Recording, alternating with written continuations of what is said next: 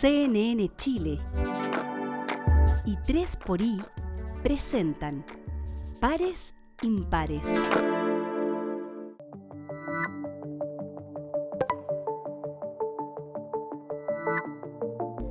¿Qué tal? ¿Cómo están? Bienvenidos, bienvenidas otra vez a Pares Impares. Estamos tan contentos de tenerlos aquí. Es una comunidad que cada día crece más y que trae novedades, alternativas, conversaciones luminosas que nos ayudan a encontrar nuevas herramientas para nuestra vida en común. Tenemos un programa fascinante, así que lo más importante, comenzamos ahora.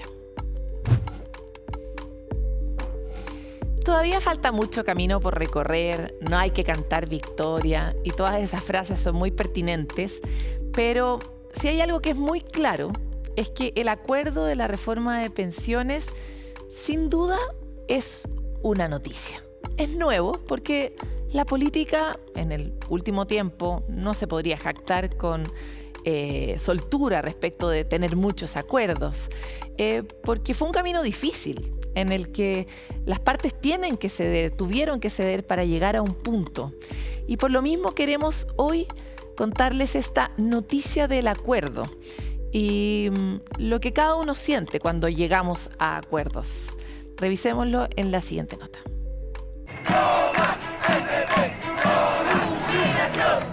Estamos hablando de un camino que no ha sido fácil.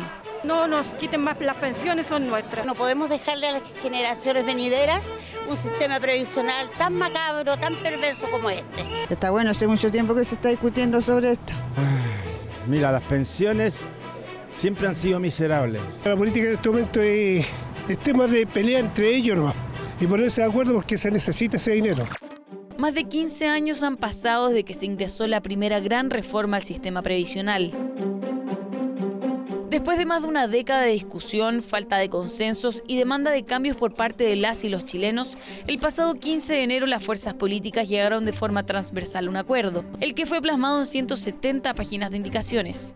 Después de un largo debate previsional, hemos logrado presentar algunas indicaciones hoy día al proyecto de ley de la reforma a las pensiones. Por supuesto, en algunas avanzamos más, en otras menos y en otras quedarán temas para desarrollar a futuro. Pero en términos del marco y los propósitos que nos formulamos para esta reforma, lo estamos cumpliendo. Mucho más fácil criticar, no hacer nada, decir que no. Nosotros tomamos otro camino, un camino de buscar generarlo, poner nuestras prioridades y buscar entendernos. Este tema ha sido abordado por los distintos gobiernos y recorrido múltiples caminos. Quiero presentarles por medio de esta cadena nacional la reforma de pensiones comprometida por nuestro gobierno. Nuestro gobierno está dispuesto a avanzar más allá del 20% de aumento que hemos propuesto. La estrella de la reforma previsional comenzará a tocar con sus beneficios a los primeros 600.000 chilenos y chilenas. Unos con enfoques más transformadores y otros más conservadores. Esta demanda de cambio por parte de la ciudadanía ha vivido muchos desencuentros. Este proyecto no tiene viabilidad política y tampoco tiene viabilidad en el mundo social. Falta mayor nivel de comunicación, porque hoy día la reforma de pensiones se discute a puerta cerrada entre un grupo de senadores de derecha. Y ha sido sometida a diversas miradas, pero también ha persistido la intención transversal de llegar a acuerdos. Y ahora no hay posibilidad, al parecer, de acuerdo. No sé quién está tirando el mantel. Nosotros estamos disponibles a mantener los acuerdos a los que habían avanzado. En ambos lados hay maximalistas que quisieran que no hubiera un acuerdo, por razones netamente políticas. No están pensando en aumentar la jubilación hoy día. Si cada sector político busca el óptimo desde su perspectiva, acá no hay posibilidad de acuerdos. Quiero hacer un llamado a todos y todas los parlamentarios a generar esfuerzos mayores, mancomunados, para sacar adelante esta reforma. Al fin, el 15 de enero, los jubilados y jubiladas tuvieron una primera respuesta. Un grupo que hoy conforma más de 2,5 millones de personas. El Senado se propuso sacar esto adelante. Y el día de hoy estamos informándoles al país que en un acuerdo completamente transversal hemos podido arribar a un acuerdo que se hace cargo de todos los desafíos que nos habíamos planteado. Ninguno de los sectores, ¿no es cierto?, tiene mayoría hoy día y para nosotros por eso era tan importante el acuerdo, ¿no? y creemos que es un acuerdo que coloca en el centro a las personas. Acá la democracia y este Senado da cuenta que es posible llegar a acuerdos, a buenos acuerdos técnicamente bien fundados y sostenibles. Aún queda camino por recorrer, pero en Chile, en el turbulento mundo de 2025, todavía se pueden construir acuerdos entre los distintos por un bien superior. Son situaciones como estas las que sí son una noticia para la ciudadanía. Demuestran el valor del diálogo que entrega esperanza en el objetivo de crear un lugar común para todos.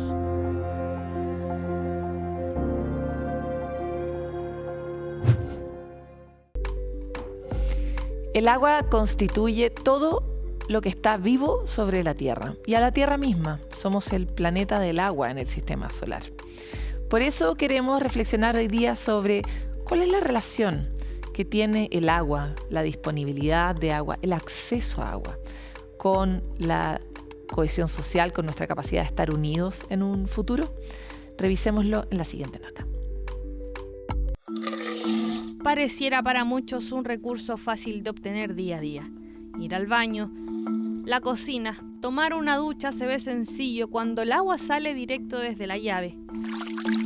Pero este ejercicio diario que muchos pueden realizar no es tan sencillo para miles de chilenos. Sin ir muy lejos, solo en la región de Coquimbo, más de 32.000 personas necesitan camiones aljibe para abastecerse de este recurso, región que además tiene a sus 15 comunas con decreto de escasez hídrica.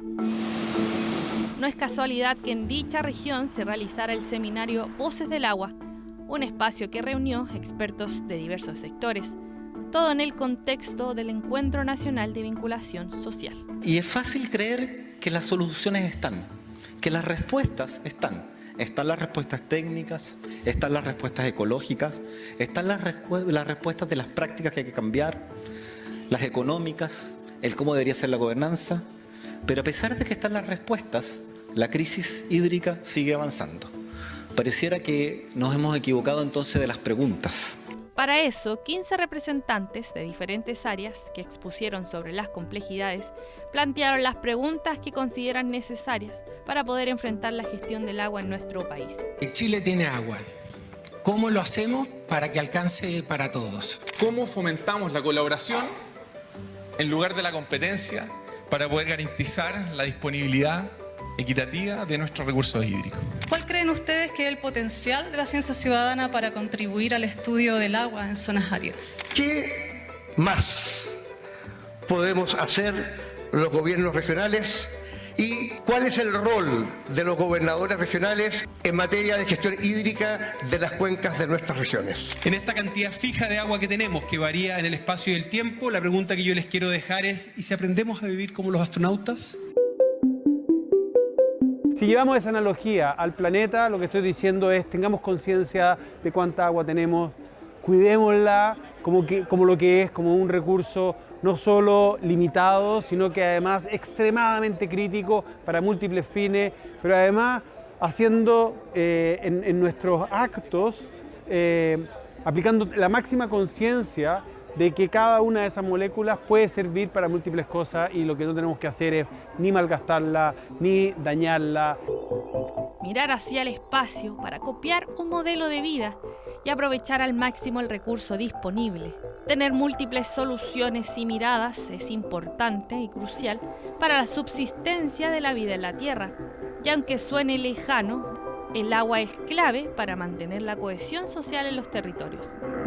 La escasez de agua o la incapacidad de subsistencia en materia de servirse del agua básica es probablemente una de las fuentes más evidentes de ruptura social y de quiebre, incluso de violencia. Es natural que la escasez de agua genera ruptura social, así como el que aprendamos a trabajar con el agua pasa a ser la base de un tejido social firme o viable.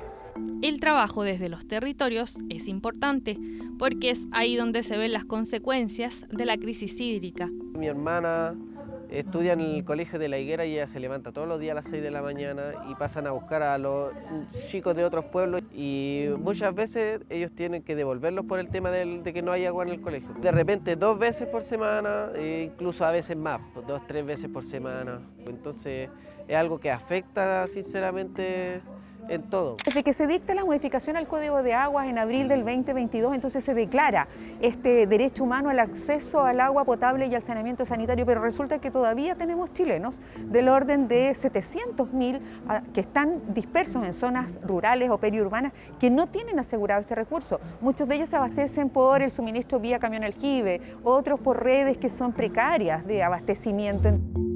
En nuestro país, bajo el registro del Ministerio de Obras Públicas, existen 2.422 APR. Sin embargo, hay otros 1.000 que no, y que se han creado bajo la gestión de los propios vecinos con el apoyo de gobiernos regionales o municipios. Lo que ocurre en la gestión de estos lugares es un buen ejemplo en cuanto a mantener la cohesión social. ¿Qué es lo que crea el agua? ¿Qué es lo que genera? Y lo que genera es la cohesión social. Lo veo desde los APR porque logran organizarse con mucho, con poco, con nada y logran hacer esta sinergia que permite que si hay que racionar, todos se ven racionados y todos comprenden la importancia de tener que hacer un uso eficiente y racional del recurso, sobre todo cuando escasea. Cambiar nuestra aproximación hacia el agua podría ser una forma de crear conciencia y de traer la sabiduría ancestral. Distribuidos en Argentina, Bolivia y Chile, el pueblo licanantay ha intentado mantener la visión y cuidado del agua durante siglos. Para nosotros es una divinidad. El agua es un espíritu, no es un recurso. Entonces, mientras la miremos de esa forma, ¿no es cierto?, siempre la vamos a tener presente. Pero nos han enseñado también a mirarla desde otra forma, a pelear, ¿no es cierto?, en una forma occidental, de la necesidad, pero ya desde un recurso, de una cosa material. Una mirada divisora que para Ilia es necesario cambiar, tomar otra perspectiva que una y nos haga ver que el agua es más que un recurso. Yo creo que tenemos que hacer una fusión entre la ciencia y lo espiritual, porque si bien, ¿no es cierto?, hay estudios que nosotros si hablamos al agua, si les tocamos ciertas músicas, ella nos responde. Entonces, ¿qué pasa? Hoy día en la sociedad estamos dando una vibración muy negativa hacia el agua, porque todos peleamos por el agua, pero nadie nos agradece. Entonces, hoy día yo creo que hay que hacer fusión, la fusión espiritual con la ciencia, para volver a reconectarnos y poder consciente de lo que es realmente el agua. Un cambio de mirada que también plantea el mundo empresarial. Probablemente el mayor de los problemas que tenemos y el que tenemos que enfrentar en estos días es precisamente el miedo que nos damos unos a otros. Estamos siempre hablando de que tenemos que conversar, pero no terminamos de conversar del todo. Realmente vemos en el de enfrente un monstruo, y yo, representando a las sanitarias, probablemente sea el monstruo más horroroso, a pesar de que no soy muy alto, pero probablemente sea el monstruo más horroroso de esta sala. Y creo que estamos todos equivocados. Quizás no nos conocemos lo suficiente. Es imposible que no participemos. Somos un actor fundamental y además queremos serlo y queremos ser parte de la comunidad, y este encuentro de la comunidad pues es una vía fundamental para escuchar todo lo que todo el mundo tiene que decir sobre el agua y que quizás nosotros estamos escuchando desde nuestra perspectiva. Queremos escuchar las demás. Escuchar, comprender y actuar desde diferentes miradas y visiones. Complementar todo para enfrentar el gran problema que nos afecta y seguirá afectando, la escasez de agua.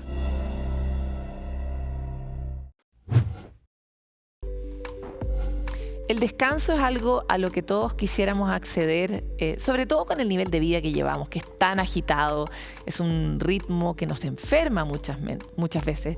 Lamentablemente tenemos poco espacio, sobre todo poco tiempo para poder descansar. Y desde el punto de vista de la infraestructura, de la sociedad, por ejemplo, tampoco es que estemos diseñando espacios para descansar.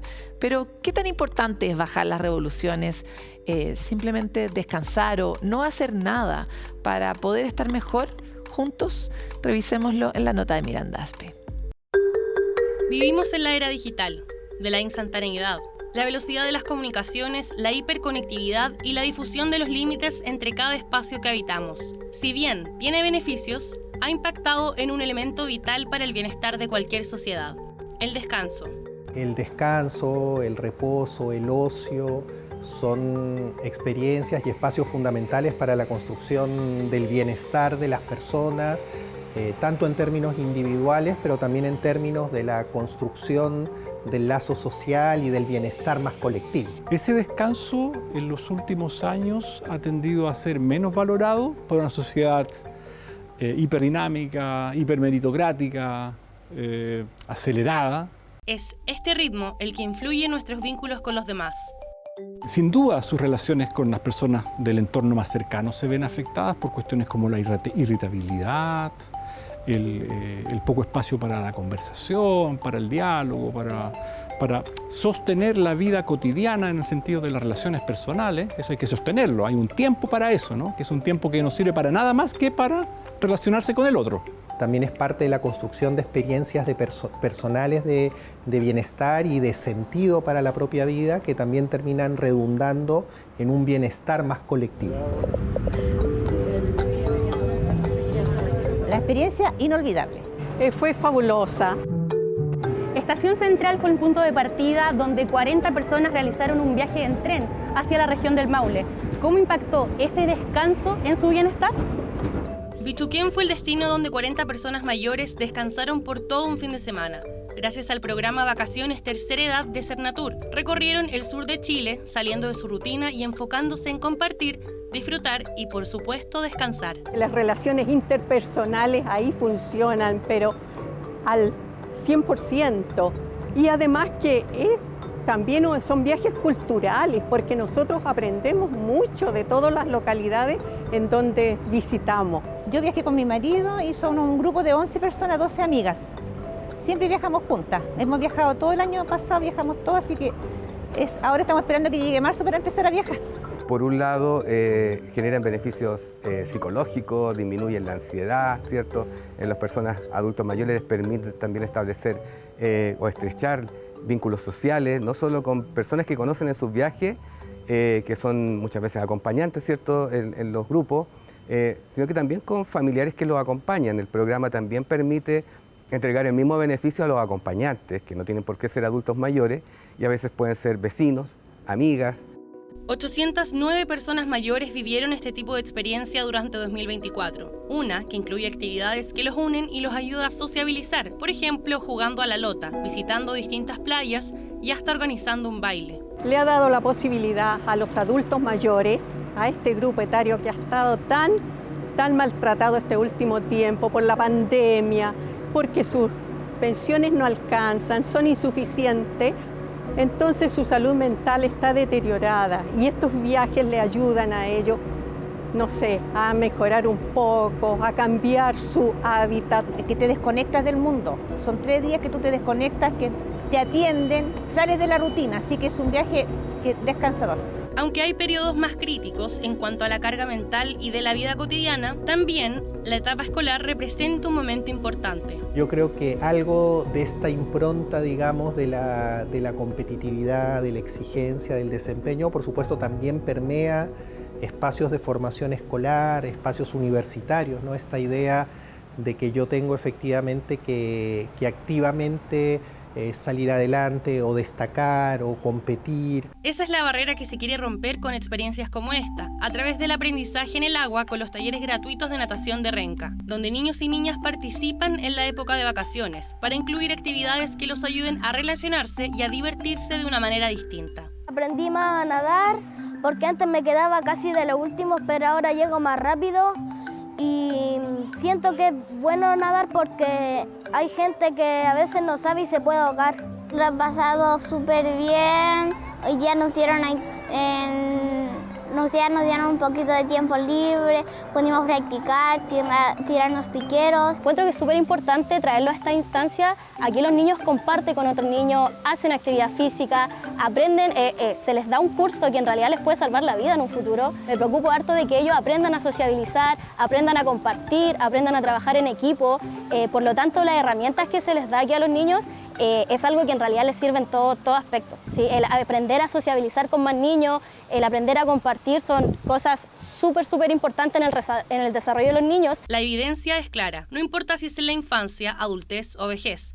el descanso es relevante de manera transversal. Según la Organización Internacional del Trabajo, el mínimo de días de vacaciones recomendable a nivel internacional es de 18 por cada año de servicio. En nuestro país son 15. Yo creo que tenemos un doble desafío en la línea de lo que tú decías, ¿no? Como en los espacios de trabajo, los modelos de gestión de personas incorporan más activamente esta preocupación. Yo creo que es un tema que se ha ido instalando en Chile, sobre todo en las grandes empresas, por temas de bienestar, beneficios, formas de conciliación que permitan que las personas articulen mejor su vida personal, sus proyectos con las exigencias productivas. Primero, entender que el descanso no es una pérdida de tiempo y no es solamente una cuestión individual, porque si fuese individual no estaría tan estructurado. Como que las mujeres, ponte tú, tienden más al insomnio, duermen menos horas. Yo creo que hay que cambiar el chip. Yo creo que el tiempo en particular, las cuestiones que tienen que ver con cómo se estructura el descanso, ¿no? Son cuestiones socialmente establecidas. Pero además hay que tener un discurso social, colectivo, sobre la importancia del descanso. Pero, repito, un descanso que no sea la pausa funcional, la pausa activa.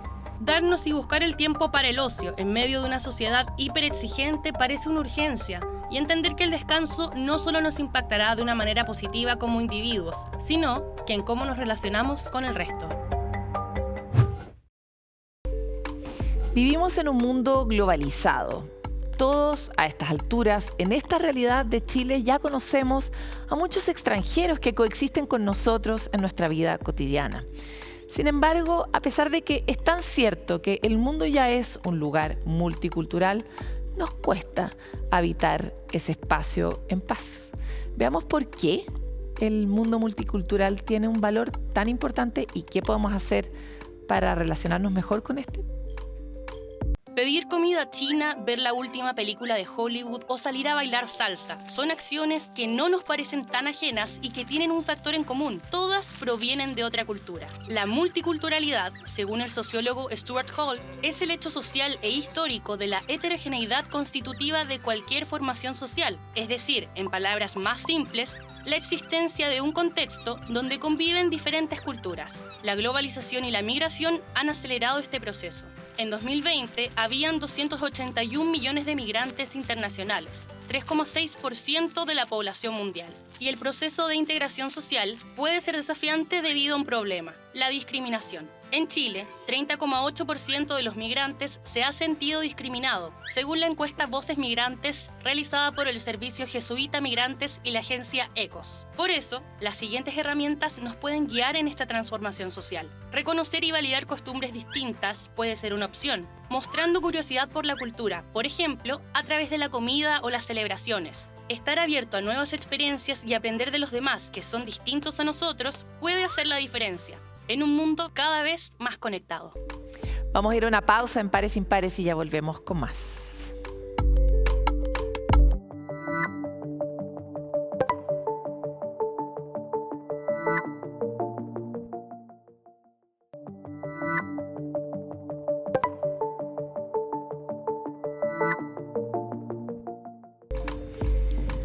Para las personas no es sencillo estar en contextos de conflicto. Habitualmente sale lo peor de nosotros y la verdad es que las posibilidades hacia donde podemos comportarnos son tan diversas como las mismas personas. Los conflictos no son iguales en todos los lugares del mundo y por lo tanto mientras más uno pueda estar expuesto a todas esas alternativas, probablemente más aprendizajes tiene sobre cómo nos comportamos los seres humanos en esas circunstancias difíciles, ¿no? Uno de esas personas que ha podido recorrer justamente los conflictos humanos y conocer sus distintas formas de manifestarse es Alfredo Zamudio, un chileno que trabaja como director de la misión chilena del Centro Nansen para la Paz y el Diálogo y ha podido visitar esos rincones de los seres humanos en distintos lugares del planeta. Hoy finalmente lo tenemos en el estudio, lo hemos querido traer antes a Pares Impares, así que bienvenido. Muchas gracias por la invitación. Somos distintos los seres humanos en los distintos lugares de la Tierra, nos comportamos de maneras inesperadas o más bien somos siempre similares cuando estamos en un contexto de dificultad y conflicto. Ambas cosas a la vez. Tenemos cosas similares, sobre algunas cosas esenciales de la vida. Por ejemplo. Nos gusta el sol, nos gusta la noche, nos gusta la vida, que somos cuidadores. Nos gusta el placer de sentir afecto. Nos asusta la violencia. Nos asusta la guerra. Espérate, ¿y eso que dices que compartimos es realmente igual, por ejemplo, en Afganistán, en Ecuador o en Chile? Me refiero, ¿somos todos cuidadores o tú puedes percibir que en ciertas culturas ser cuidador no es tan relevante? ¿Es un impulso estructuralmente humano o es algo cultural? Mi experiencia en diferentes situaciones, en diferentes culturas, con diferentes religiones, es que la gente, no importa dónde esté, es que quiere vivir una mejor vida. Ahora, el cómo cuidar, quiénes tienen derechos, quiénes no, es diferente del sistema político, diferentes religiones, pero la esencia de alegrarse por una flor, por una belleza, por una sonrisa de un niño, tú lo encuentras en distintos lugares. Podría contarte muchas anécdotas, pero me tocó estar en una situación de posconflicto en una isla que se llama Timor Oriental. Llegamos ahí como un mes después que ya se estaba apagando el conflicto, pero estaba muy tenso.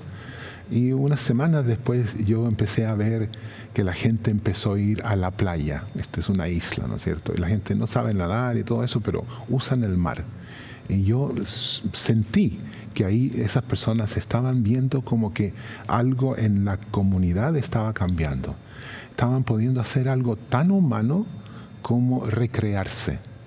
Y eso tú lo ves en una y otra situación de conflicto. O sea, nuestro vector finalmente es el mismo, que es como tratemos de ser felices, de disfrutar el entorno, de conectarnos con la naturaleza o cualquiera sea esa manifestación. Y hay palabras, por ejemplo, dignidad. ¿Sí? La dignidad del ser humano, que es como un objetivo de muchas... En cualquier cultura. En muchas culturas. Por ejemplo, las personas que estaban sitiadas en la ciudad de Sarajevo durante la guerra, del 92 al 95, un bombardeo permanente. Ellos nos contaban a nosotros de que ellos sentían que necesitaban dos cosas para sentirse humanos en ese bombardeo. Necesitaban tener acceso al periódico Oslobodenie, que salía como 2 veces a la semana, y necesitaban comprar pan fresco. Esas dos simples cositas. Imagínate, en medio de bombas, de cosas terribles, ellos salían de la casa a buscar agua, no sabían si regresaban o no, pero eso, ese recordatorio de la humanidad, eso los hacía sentir todavía hay un horizonte. Qué increíble. Hace poco me tocó ir a la misa de la madre de una gran amiga que moría, ¿no? Que murió. Y el sacerdote decía que la esperanza era como un milagro humano. Me pareció muy interesante. Decía, bueno, porque la fe puede que no sea una cosa tan complicada. Mira la creación, ¿no? Y puede que la solidaridad no sea una cosa tan difícil. Mira la cantidad de gente que sufre, cómo no te vas a conmover. Pero la esperanza es algo tan... Es tan un acto de fe. Tener esperanza. Lo digo a propósito de lo que comentas del pan y el periódico en Sarajevo, ¿no? ¿De qué está hecha la esperanza? ¿Es algo estructuralmente humano? ¿La compartimos todos? Me pareció muy curiosa esa reflexión al final. Mira, yo no te podría definir qué es esperanza, ¿sí? Pero sí te podría decir de que en mi experiencia, no importa cuán difícil esté la vida, amenazante, con miedo, la gente desea, ¿qué más hay? ¿Qué más hay? ¿Qué podría ocurrir? ¿Qué más hay? Y cuando están tan agobiados por lo diario, ¿no? Si no saben dónde van a dormir o qué van a comer, es un dolor físico ahora mismo. Y gradualmente, cuando me ha tocado trabajar con asistencia humanitaria en otras organizaciones, uno responde a esa necesidad de cubrir esas necesidades inmediatas y gradualmente esas personas pueden levantar la mirada y ver el horizonte. Y ahí empieza la construcción del futuro. Entonces, pero es complejo porque tú no le puedes decir a alguien una palmadita en el hombro, ten fe, viene algo nuevo, si tú estás sufriendo, si no sabes cuándo van a parar las bombas. Esa bulla de hambre o de miedo tiene que cambiar para que la gente sienta físicamente que pueden vivir de una forma un poco diferente. Tiene que ver todo con el miedo corporal, la rabia corporal. Entonces, tienes que transformar eso de ahora para poder construir algo diferente. Acaba de ocurrir el cese de fuego en Gaza, ¿no? Y sorprendía mucho mirar la infinita alegría que tenían las personas a pesar de estar en un lugar totalmente destruido.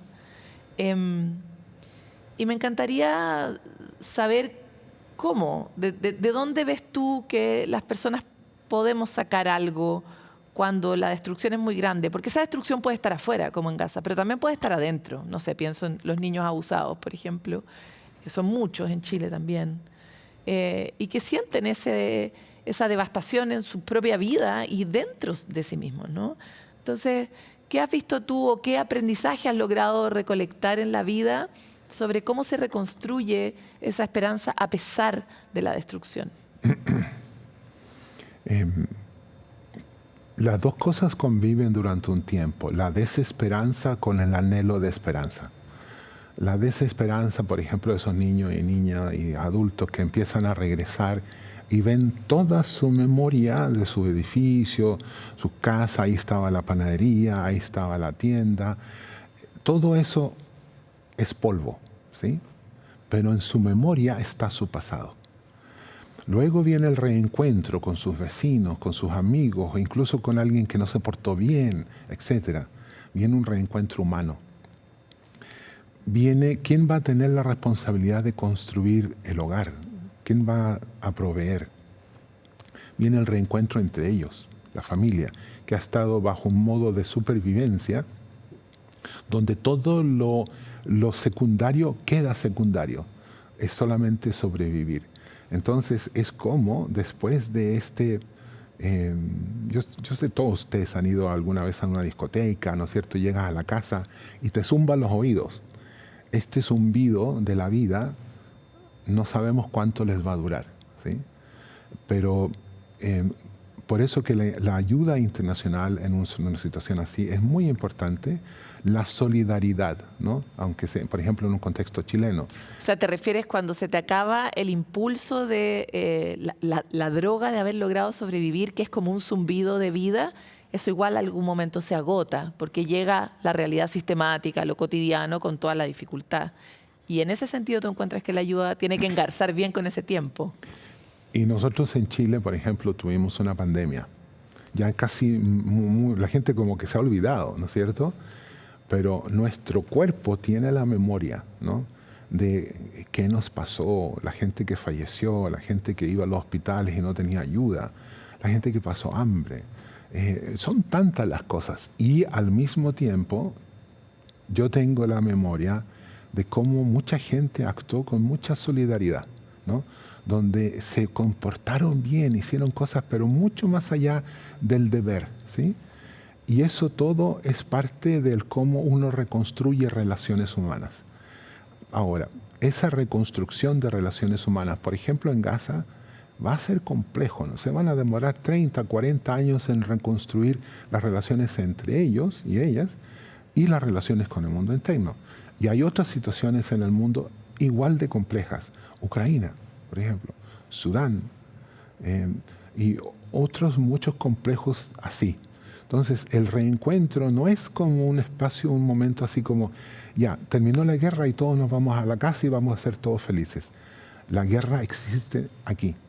La crisis existe en la mente. Bueno, en Chile lo hemos vivido muy materialmente, ¿no? La Corporación 3xI con Criteria hizo su tradicional estudio de polarizaciones el año pasado y el punto donde todavía los chilenos nos mantenemos más polarizados es la época de la dictadura militar, ¿no? ¿qué interpretación hacemos sobre ese pasado? ¿Cuánto todavía eventualmente lo justificamos o todavía no logramos sanar esa herida que muchas veces se traduce en familiares, ¿no? Y entonces quería hablar sobre la paz y el diálogo, que es lo que estructura el trabajo del Centro Nansen. ¿Cómo se construye diálogo y paz en heridas tan profundas? ¿De qué manera se va haciendo ese hilván lentamente en el tiempo? Nosotros decimos que el diálogo es una forma de comunicación que te ofrece el tiempo y el espacio para que las personas puedan traer la complejidad de sus respectivas realidades. Entonces no es una herramienta para ponerse de acuerdo, es para que traigan la conversación. Todo lo que les pasa, que quieren contar o que quieren escuchar. O sea, el diálogo no tiene un objetivo. No necesariamente, pero las personas tienen una razón, un sentido de yo necesito que me escuchen o yo necesito escuchar para entender para dónde vamos con todo esto. Entonces, un proceso de diálogo para transformar conflictos tiene primero que nada que crear ese espacio, ¿sí? Y luego tienes que tener tiempo para escuchar. ¿Qué te permite eso? Escuchar bien y tener el tiempo. Te permite ordenar la conversación.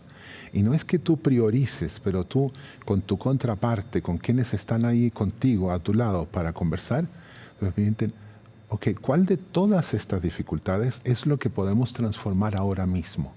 ¿Por dónde empezamos? Y nosotros le decimos a la gente que ustedes decidan, empiecen por lo más sencillo.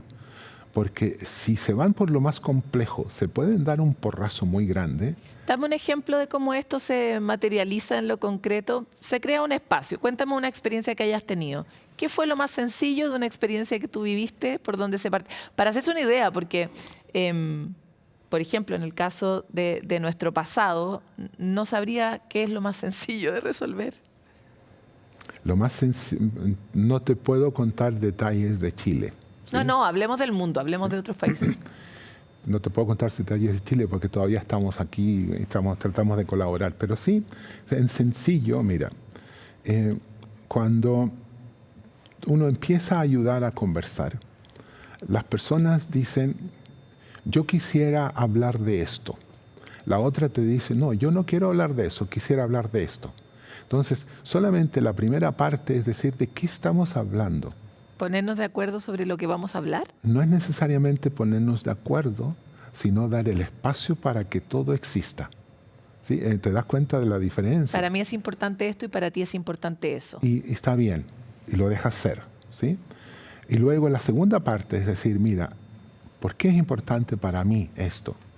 Esto me pasó. Y la parte compleja de esa conversación es, cuéntame qué te pasó a ti. Eso no es fácil de hacer. Porque si tú eres del otro lado, ¿por qué te voy a escuchar? ¿Para qué te voy a escuchar? Entonces, cuando las personas, los grupos, logran ese proceso de dejar el tema ahí, de exponer su historia, su memoria, sus sentimientos y escuchar al otro, tal vez logren esta parte. Cuando la gente te pregunta, ¿para qué voy a escuchar a esta persona si estoy, no sé, lo odio y estoy en total desacuerdo? ¿Tú qué les contestas? Nosotros le hacemos 3 preguntas. ¿Cuál es el cambio que tú quieres ver? Y no es el cambio que la literatura te dice o que tu gente te dice, pero ¿cuál es el cambio que tú quieres ver? La segunda pregunta es, para que ese cambio suceda, ¿quién debe estar en la conversación? Entonces ya la gente ya se da cuenta, ellos mismos, que para que ese cambio suceda deben estar los de allá, pero con esos yo no hablo, o esos no quieren hablar conmigo. Y ahí viene la tercera pregunta. Si tú sabes qué necesitas, quiénes deben estar en la conversación, ¿qué puedes hacer tú para construir la conversación? Entonces, uno, como una persona que facilita una conversación, no les dices qué hay que hacer, solamente les ayudas para que esas personas lleguen a unas conclusiones. No, diseñen el proceso. No es que lleguen conclusiones, porque eso es un poquito, unos 3 pueblos más allá. Para que esas personas digan, si yo necesito un cambio, ¿quién debe estar? Y muchas veces, por distintas razones políticas o económicas o cualquiera, dicen, no, es que con esos no vamos a hablar. hay un término que es bastante incómodo en el mundo político. Es un término que se usó mucho en Sudáfrica por Mandela, por Desmond Tutu, que la paz también depende de escuchar a quienes no hacen paz. Entonces, porque quienes están viviendo en paz y obran en paz no son quienes hacen el conflicto. Entonces, si tú quieres transformar un conflicto, tienes que encontrar la forma o de ganar ese conflicto o de incluir a esos grupos, a esas personas en la propuesta nueva. Algo que me dijiste es, no te puedo dar datos de Chile, porque algo que se explica solo de lo que estamos hablando es que un factor muy relevante para que un diálogo prospere es un cierto nivel como de intimidad, ¿no? Como de... Creo que la palabra correcta no es secreto, sino como de cuidar, ¿no? lo que se dice ahí. Y me encantaría saber eso, como lo planteo porque hace poco tuvimos otra entrevista a propósito del conflicto de la Araucanía y ese ha sido también un elemento muy relevante. Cuidar lo que ha ocurrido en esa conversación, en ese diálogo, de la luz pública durante un tiempo, porque es necesario para construir una cierta confianza. Pero también después hay que dar el otro salto que permita que esta nueva realidad que se gesta acá como una semilla pueda realmente florecer en la sociedad. Entonces me encantaría saber eso, como cuál es el rol de la intimidad y cómo una cosa así tan pequeña se puede convertir finalmente en un patrimonio de la sociedad. Nosotros... Nuestro rol para facilitar conversaciones empezó para el estallido social en Chile. Invitamos a personas del mundo político, sector privado, sociedad civil, de distintos grupos a conversar, no a tener un acuerdo ni tampoco hacer consenso, pero escucharse. Y yo lo que te estoy diciendo lo he dicho en público, así que lo puedo decir. Y eran encuentros y encontronazos, ¿sí? Era mantener la conversación. Pero ¿qué hizo posible mantener la conversación? Aparte de que fueron viendo de que estaban hablando con personas que nunca antes eran de su esfera, ¿no? Que no se encontraban. Se dieron cuenta de que era importante crear la confianza con esa persona que estaba al otro lado, para seguir conversando. Ahora, tú decías que se trata, no es secreto, ¿sí?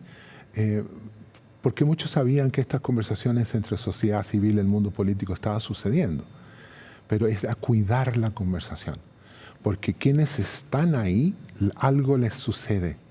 Cuando tú te encuentras con quien está al otro lado, se humanizan. Y humanizarse es clave. Y humanizarse no es cosa que en una tarde se humanicen. Se van conociendo, se van... desean saber un poco más de esa persona, de la historia, y desean conocer lo personal, cómo te va, alguien se enfermó, no se enfermó, etc. Entonces, los puntos de humanización no solamente son de cabeza. ¿Te gusta la noche? ¿Te gusta el calor? ¿Cómo está? Entonces la gente, como va, esto va demorando tiempo, se van humanizando, ¿sí? Mis colegas y otras personas que han trabajado con procesos de diálogos y de mucha diplomacia, por ejemplo, empiezan con la comida, ¿no es cierto? ¿Qué te gusta? Y, por ejemplo, nosotros cuando hemos invitado a grupos en Noruega, muy pocos les gusta un tipo de salmón que es como un salmón podrido, ¿sí, no? Y la gente dice, ¿pero para qué los noruegos? Entonces se ponen a hablar entre personas que son adversarias, a conversar sobre algo que tienen en común, que no les gustó la comida. Entonces, por muy chiquito que sea esa conversación, algo van encontrando entre ellos para conversar y humanizarse. Bajan los hombros y dicen, ok, cuéntame.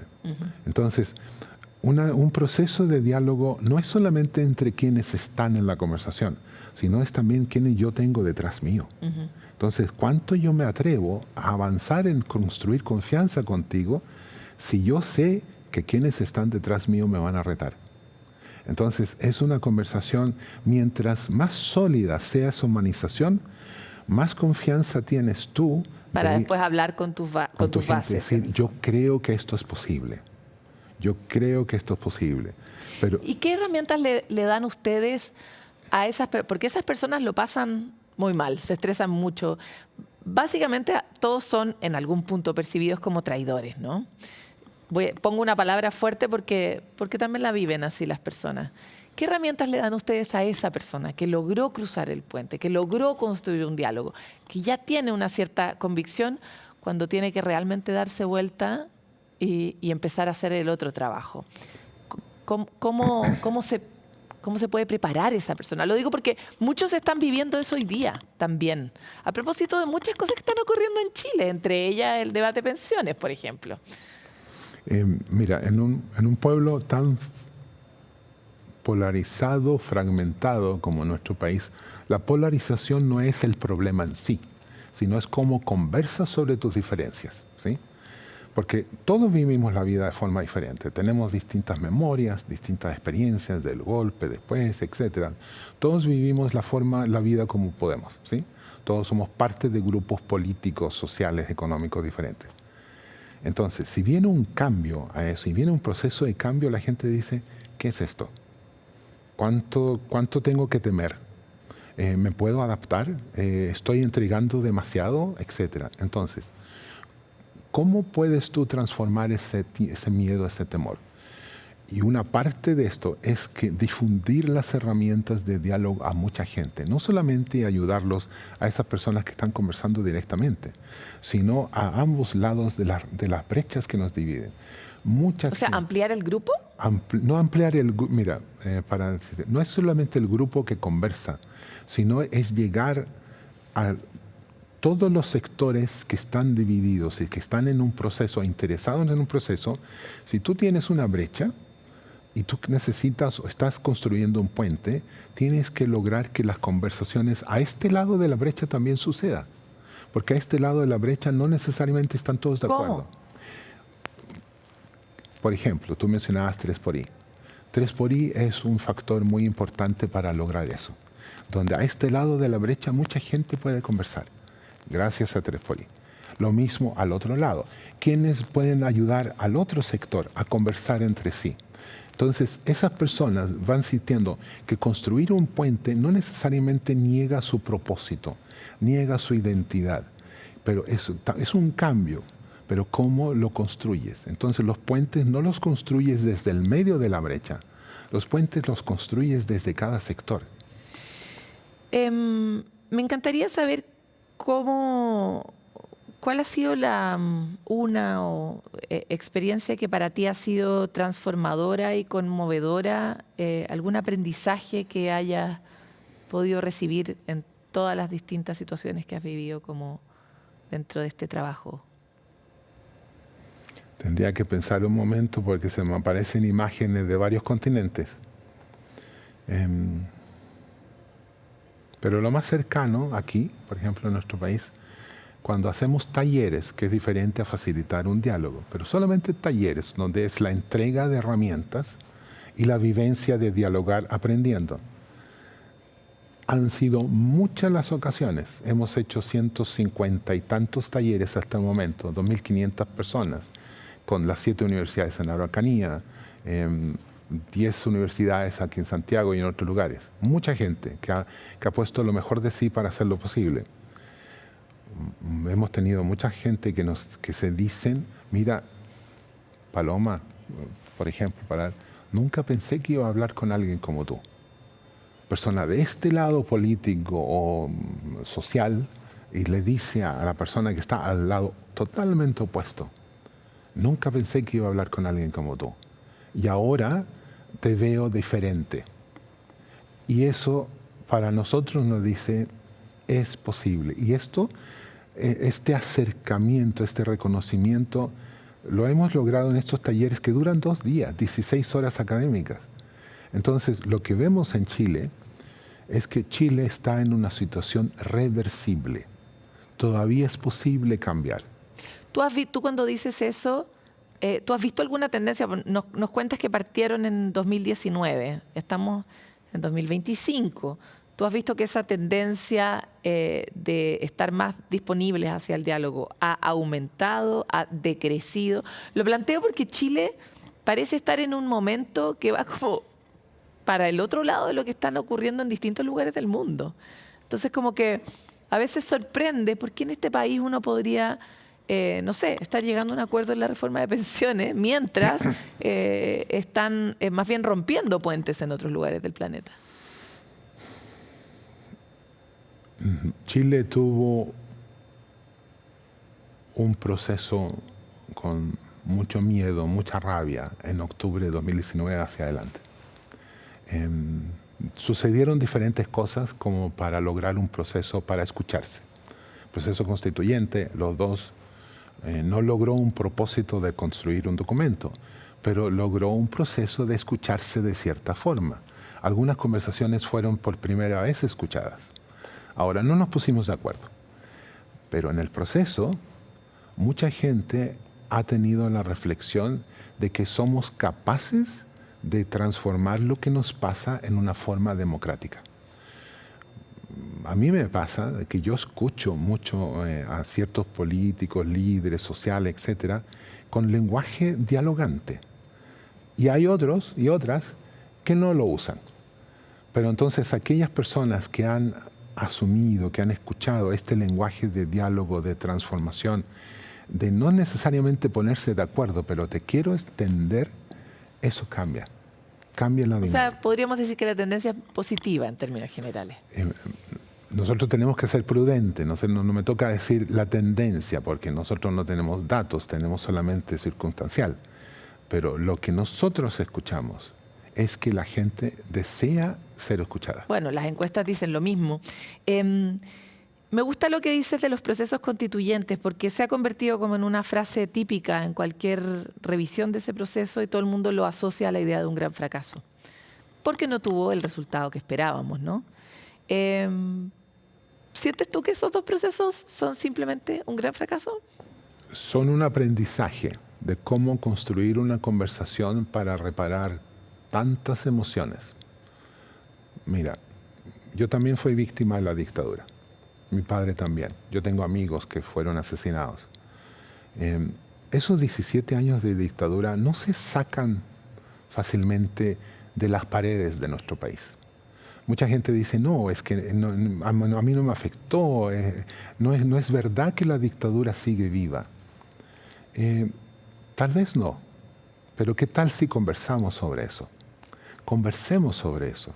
Y yo te puedo contar mi historia. Cuéntame cómo ves tú. Y ahí tal vez podemos ver qué es lo que nos pasó, qué es lo que nos está pasando y qué podríamos hacer en conjunto. Eso es lo que yo veo que podríamos haber hecho mejor en el proceso constituyente. Para cerrar, Alfredo, ¿qué has hecho tú para sanar tu herida y poder dialogar a una escala completamente personal e íntima? Mi familia estaba dividida. Para mí, tener emociones negativas con ese otro era estar muy cerca de casa. Nunca lo he tenido. Pero sí he usado toda mi vida consciente, desde que yo tenía 12 años, cuando vi que detuvieron a mi padre, tratar de encontrar las palabras, cómo explico a mi persona, cómo me explico yo, qué es lo que estoy pasando, qué es lo que pasa. ¿Tengo yo la culpa de que hubieran detenido a mi papá? Entonces son muchas las cosas que uno va pasando, pero yo me acuerdo desde temprano que yo quedé solo después que mi papá quedó detenido. Es como una estrella del norte, una estrella donde yo deseo estar. Y yo tomé una decisión consciente, muy chiquito, de que no quería usar rabia. No sé cómo lo hice, pero... Y eso ha sido muy útil, porque cuando yo he estado en situaciones de conflicto en otros lugares, la voz es auténtica. Una bendición de voz en todo caso. Muchas gracias. Muchas gracias por estar con nosotros, Alfredo. Gracias. ¿Dónde quieren estar ustedes? Algo que hemos hablado muchas veces en este programa es que parece que todos queremos estar en un lugar donde nos sintamos más tranquilos.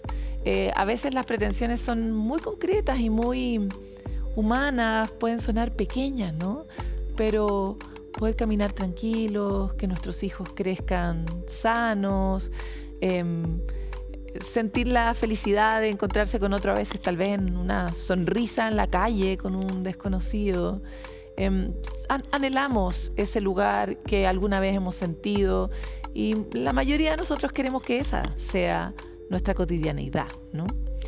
¿Qué hacemos para llegar ahí? Es la gran pregunta que siempre les queremos dejar inoculada para que la compartan, para que la mastiquen. Definitivamente cada uno puede ser una herramienta para volver a construir esta hermandad que de alguna manera las personas soñamos estructuralmente por ser humanos, ¿no? Muchas gracias por estar aquí y nos vemos en otro capítulo de Pares Impares.